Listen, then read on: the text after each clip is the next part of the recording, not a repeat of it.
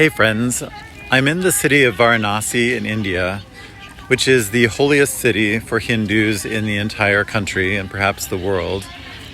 The city is built on the Ganges River, which you could see here, and consists of a series of ghats or steps that lead down to the river for ritual bathing. At the top of some of these ghats are beautiful temples and other buildings where people can worship. In the case of two of the ghats, they are for cremation. Hindus believe that if you die in this city and are cremated in this city, you'll be released from the cycle of rebirth. And so many people come to die here.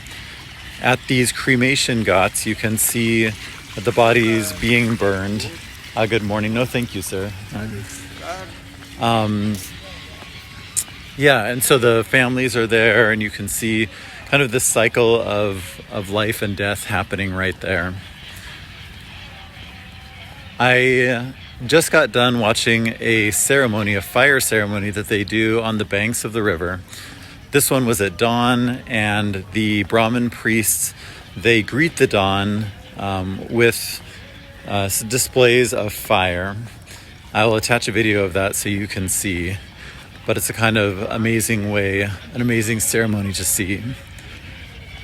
Many Hindus come to this city to do pilgrimage, and part of that pilgrimage involves starting at the southern end of the city, ritually bathing in what's called Asi Ghat, and then worshiping at different temples and ritually bathing along the way, working their way northward. It's very likely that these pilgrims that I've seen here and that we may see in this walk, that their parents and their grandparents and many generations before came to this city to do the same thing. There are documents thousands of years old showing that the pilgrimage worked pretty much the same way. And in a lot of situations, the priests who live here, who help those families, come from the same families generation after generation. And so their great-grandfather would have helped the great-grandfather of these pilgrims, and so on.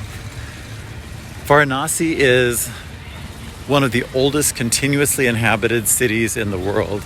It's at least 3,500 years old, putting it on foot with cities like Jerusalem and Athens. They call it the city that Shiva never abandoned. This is Shiva's city. It's felt to exist on the tip of his trident.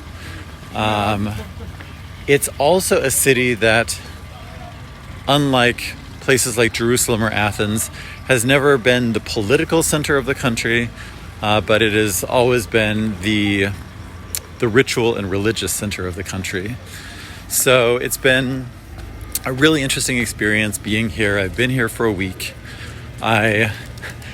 At the beginning, was not overly impressed. It was raining, crowded. I had not seen some of the best parts of the city, and so I was not a happy camper. But spending time on these beautiful ghats, meeting people, talking with them, in some cases worshiping in some of these temples, eating some delicious food in the city, I should say too, has endeared it to me, and so I'm sorry to leave. So I thought I would just share this with you.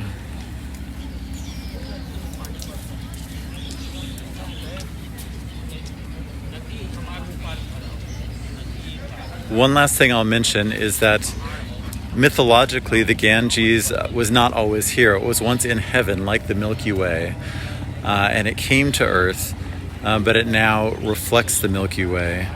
Hindus believe that this city is not only an earthly city, but it's a tirtha, which means it's a connection to the other world. So here you have Varanasi.